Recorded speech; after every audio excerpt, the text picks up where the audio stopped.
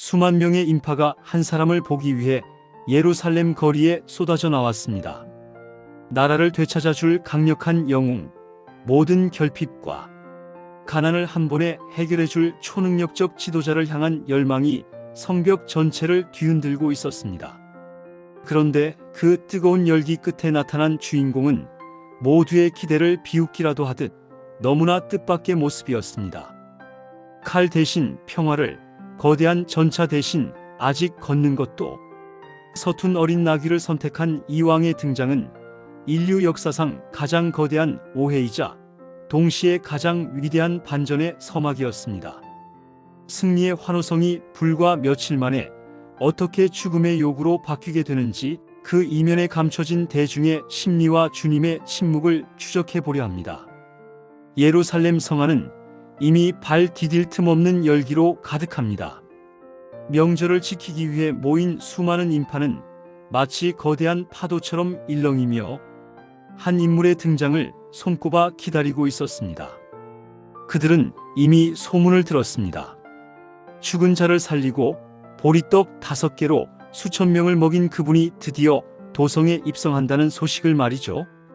이 열기는 단순한 종교적 경외심을 넘어선 것이었습니다.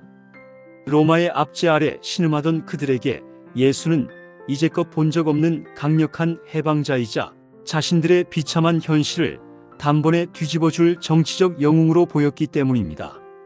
하지만 성문을 향해 쏟아져 나오는 그들의 눈빛 속에는 주님이 준비하신 것과는 전혀 다른 색깔의 위험한 열망이 타오르고 있었습니다. 군중들이 손에 쥐기 시작한 것은 단순한 환영의 도구가 아니었습니다. 사람들은 약속이라도 한 듯 종려나무 가지를 꺾어 들고 길가로 쏟아져 나왔습니다. 당시 유대인들에게 이 나무는 단순한 장식품이 아니라 승리와 민족적 자부심, 그리고 무엇보다 이 민족의 통치를 거부하는 독립의 상징이었습니다. 마치 오늘날 우리가 국기를 흔들며 승전보를 기다리는 군중과도 같은 모습이었죠. 그들이 나뭇가지를 흔드는 행위는 예수를 자신들의 군사적 왕으로 강제로라도 추대하겠다는 강력한 정치적 의지 표명이었습니다. 푸른 잎사귀가 물결치는 예루살렘 거리는 이제 곧 일어날 혁명의 전야제처럼 보였습니다. 그러나 군중들이 흔드는 그 화려한 초록빛 잎사귀 아래에는 정작 그들이 맞이하려는 왕이 어떤 길을 걸어갈지에 대한 지독한 무관심이 깔려 있었습니다. 이 열광적인 함성이 사실은 거대한 착각의 시작이었다는 사실을 아는 이는 없었습니다. 광장을 가득 메운 외침은 단 하나의 단어로 집약됩니다. 바로 호산나입니다. 이 말의 원래 뜻은 지금 당장 우리를 구원하소서라는 간절한 호소였습니다. 그들은 시편의 찬양을 빌려왔지만 그 속내는 철저히 세속적인 성공과 안정을 향해 있었습니다. 주의 이름으로 오시는 이 곧 이스라엘의 왕이시여라는 연호 속에는 로마 군대를 몰아내고 다윗 시대의 영광을 재현해달라는 노골적인 요구가 담겨 있었죠. 시청자 여러분이 만약 이 현장에 있었다면 이 압도적인 군중 심리에 휩쓸려 진정한 메시아의 얼굴을 놓쳤을지도 모릅니다. 뜨거운 환호성 뒤에 가려진 차가운 욕망은 이제 막 시작될 충격적인 반전의 전주곡에 불과했습니다. 과연 그들이 그토록 원하던 왕은 어떤 모습으로 그들 앞에 나타났을까요? 드디어 모든 이의 시선이 집중되는 순간 예상치 못한 광경이 펼쳐집니다. 위험 있는 백마를 타고 칼을 휘두르며 나타날 줄 알았던 왕이 겨우 한 마리의 어린 나귀 등에 몸을 싣고 등장한 것입니다. 이것은 마치 현대의 대통령이 최고급 방탄차 대신 낡은 자전거를 타고 취임식장에 나타난 것과 같은 당혹스러운 비유입니다. 주님은 이 의도적인 선택을 통해 세상이 말하는 힘의 정의를 완전히 뒤집어 엎으셨습니다. 정복과 굴림이 아닌 낮아짐과 평화의 방식을 온몸으로 선포하신 것이죠. 어린 나귀의 위태로운 발걸음은 로마의 병거보다 훨씬 강력한 메시지를 담고 있었습니다. 하지만 승리에 취해 눈이 먼 군중에게 이 겸손한 왕의 상징은 그저 잠시 거쳐가는 퍼포먼스로밖에 보이지 않았을 것입니다. 이 나귀의 발걸음이 향하는 곳은 왕궁이 아니라 전혀 다른 곳이었습니다. 이 기묘한 입장은 우연이 아니었습니다. 수백 년 전 선지자 스가랴를 통해 예고된 시온에 따라 두려워하지 말라, 너의 왕이 나귀 새끼를 타고 오신다는 말씀의 완벽한 성취였습니다. 성경은 주님이 왜 하필 나귀여야 했는지를 분명히 설명합니다. 그는 전쟁의 병거와 활을 꺾고 이방 사람에게 화평을 전할 평화의 왕이기 때문입니다. 두려움에 떨던 백성들에게 진짜 필요한 것은 또 다른 폭력이 아니라 죄와 사망의 굴레를 끊어낼 생명의 왕이었습니다. 주님은 구약의 예언을 몸소 실천하며 자신이 누구인지를 증명하고 계셨지만 현장의 누구도 이 퍼즐이 어떻게 맞춰지고 있는지 눈치채지 못했습니다. 진정한 권위는 겉모습의 화려함이 아니라 하나님의 약속을 묵묵히 이루어가는 성실함에 있다는 사실을 말입니다.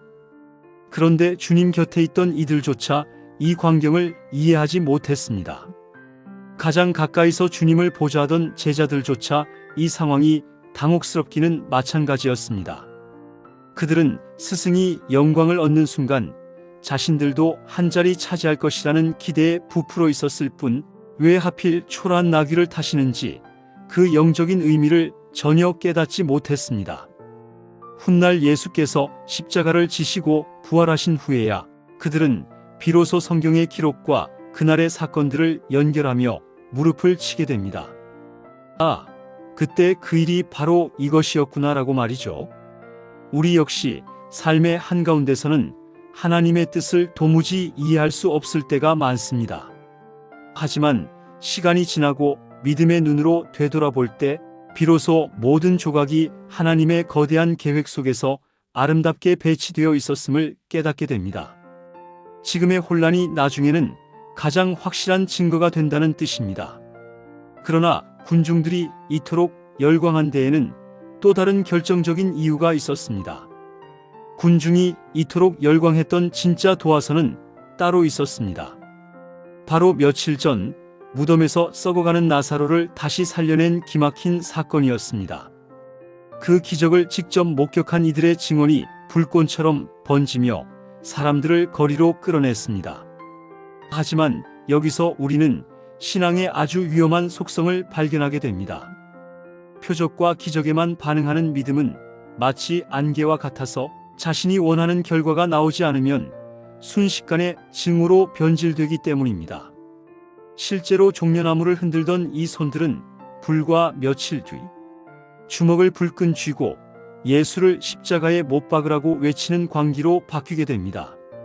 눈에 보이는 기적에 기대어 사는 삶은 결코 흔들리지 않는 뿌리를 내릴 수 없습니다. 주님의 인격과 말씀 대신 달콤한 성과만을 쫓는다면 우리 또한 그날의 변덕스러운 군중과 다를 바 없게 됩니다. 이 모든 광경을 지켜보던 기득권층 바리새인들은 깊은 절망과 패배감에 빠졌습니다. 그들은 예수의 영향력을 차단하려 애썼지만 그들의 입에선 역설적이게도 보라, 온 세상이 그를 따르는 도다라는 탄식이 터져나왔습니다. 이는 비난 섞인 불평이었지만 실상은 하나님의 뜻이 어떻게 인간의 방해를 뚫고 전 세계로 뻗어나갈지를 보여주는 예언적 선포가 되었습니다. 주님은 인간의 시기와 질투마저도 당신의 영광을 드러내는 도구로 사용하셨습니다.